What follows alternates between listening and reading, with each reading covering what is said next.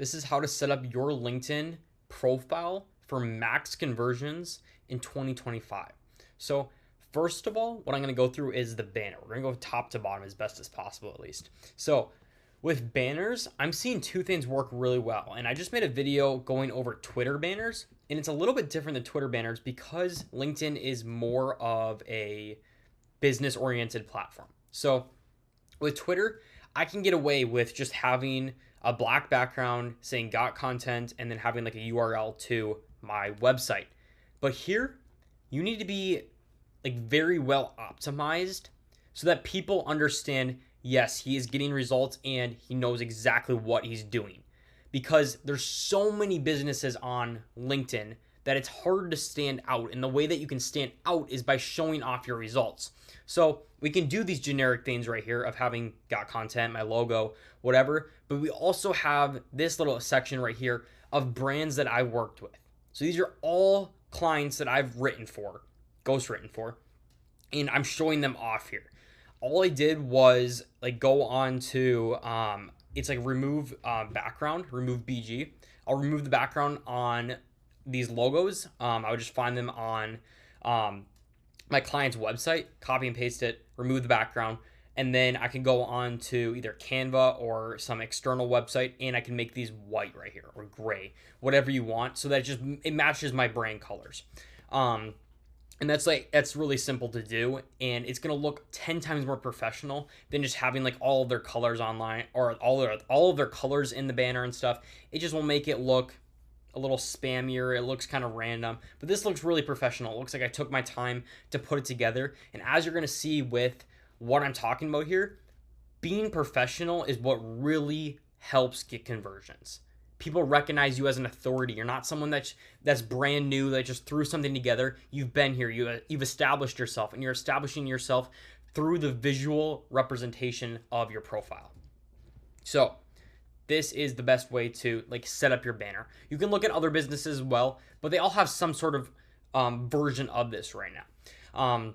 You could also do a personal picture simply because people connect with emotions. So by having a profile or having a banner that is personal, you're going to stand out a lot because everyone's kind of doing this. And it's not like this is a bad thing to do the business banner, but a personal one is a good way to stand out and hit on people's emotions. This is also a good way, especially if you don't have a ton of results or you, for some reason, don't want to show off those results. You can just put a personal picture there of basically anything, somewhere you've traveled. I've seen pictures of people when they're younger and stuff. You can do something like that. Just keep it moderately simple. Use your brand colors as well. Brand colors are actually what kind of keep your brand as a whole together. Because if you have random colors, people are going to be like, oh, he's copying that stuff off. It doesn't look professional. You want it to reflect what's on the inside of your service. So by having all of these colors accurately working together, people are going to be like, okay, since the outside is perfect, it's painted nicely, you could say, then the inside is also going to be nice, and I can begin to expect what is in their service, what is in their products, etc. So picking brand colors well, at least, is more essential than you might think. I recommend doing 3 to 4 colors. I myself just do red, black, and then white. I have a few types of red, like you can see here is a little bit different of red, because I do a lot of gradients in my stuff, and it's usually this red is the lighter one and this red is the darker one, some version of that. And that's just what I found works best for me. I enjoy those colors. You don't have to worry too much about what your colors are. Just go on to, if you have a website, and just copy off those colors and use it for your LinkedIn profile. Next is your profile picture. So I recommend having different profile pictures for different platforms.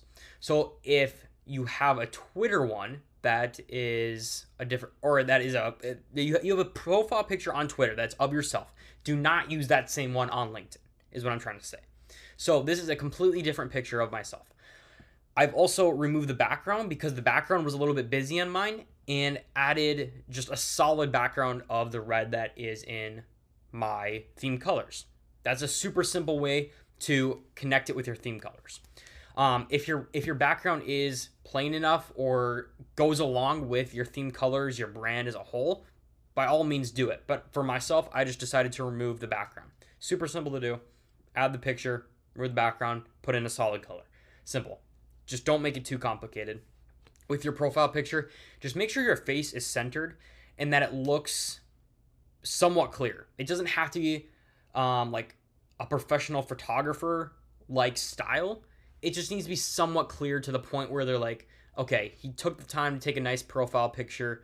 He's not just taking a selfie in his bathroom or something. That looks stupid and it reflects your service in a bad way. Remember, like your profile is like a landing page. It reflects what's in the inside of your service. So make sure it looks nice. Next is your bio. So what I do here is a WAR framework, it's called. What you do, authority, and the results. So what you do is I do LinkedIn ghostwriting for founders and agency owners. That's exactly what I do. And then I funnel leads through my content. Exactly what I do right there. And then adding thousands of followers for my clients is a results. That's the R. Authority is your results as a whole. So if I've added over 500 million views and 1.3 million followers for my clients, which is actually what I have done, then I can say that, and that would be my authority. I decided to go with the results side of it, which is more so picking a specific result to show off to people instead of my results as a whole. And I did that because it relates more so to my service so that people can believe what I do. So I add 750 followers to your LinkedIn in 30 days. So by me saying I've added thousands of followers for my clients, which I've done, then people can believe that I can actually get my service done as well. So that's why I decided to do that. I always recommend to pick 2 of the 3 pillars. Either pick W and R, A and R, or W and A. Simple as that. You can also add a little bit of personality in here. There's no harm in doing that. I could say I'm a Christian in there if I wanted to, just to connect with people at a deeper level. For me, I'm just deciding to keep it business, but I could easily do that, and it's a nice little personal touch.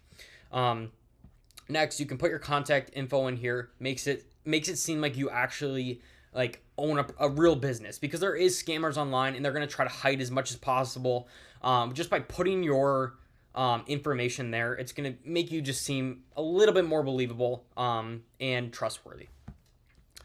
Next is I've added in this link section right here. I've added a link to my website, and you can do one of 3 things here that I recommend is adding a newsletter, adding, like I said, your website, or lastly, you can do a lead magnet. Those are 3 things are all getting people into your funnel. The reason I'm only doing my website is because I want only high quality people to go and book a call with me or to be in my funnel in the first place. Because I'm getting lots of impressions every single day. I don't want just random people that see me on the timeline getting into my funnel, because then it's just going to cloud it up. People aren't going to be reading my newsletters, etc. Now, if you want to go after that style, completely fine. I would just recommend doing a newsletter or a lead magnet, because that's going to get more people in the door because it's free. Next, make sure you get to 500 connections. Find people in your niche. If you want to work with founders, type in founders in the search bar and connect with 30 people a day, 6 out of 7 days of the week. And hit that mark every time of 200 connections. You can send 200 connections per week. Make sure you're hitting that in the beginning to hit the 500 connections mark, because once you have 500 connections, it's going to seem like you've been on the platform longer, have more authority. Just do it. It's super simple actually, and it's going to make you look 10 times more believable. I keep saying believable, but honestly, that's a big majority of how you're going to convert viewers to followers and convert followers to becoming leads. Make yourself believable. Show off the results you're getting. And this is a small way that you can do that. Let's keep going here. So we got analytics here, and this is your featured section. This is really important because not so much that people are going to be clicking on it, but if people are interested in going to the next level, then they're introduced to 3 of your offers. Basically, you can do more on here, but I just do 3 things. So first of all, I have a link to my website once again, so that I'm converting people to exactly where I want as much as possible. And then 2, I have one of my best posts that relates exactly to my service, which this one was talking about how I help founders. And those are the people I want to help. And then I'm showing off results of how I've done it for a founder, and then the results of the things that they can do to get results, like the other person that I helped in this thread. So post that is showing off your results for the type of people that you want. You can also do a lead magnet there, like a giveaway lead magnet, like one of the posts for the lead magnet, I mean. Or you can just do something really, really personal that shows off your authority. Those are the 3 like post types that I recommend here. And then lastly, I have a link to my newsletter. You can do a link to your YouTube as well.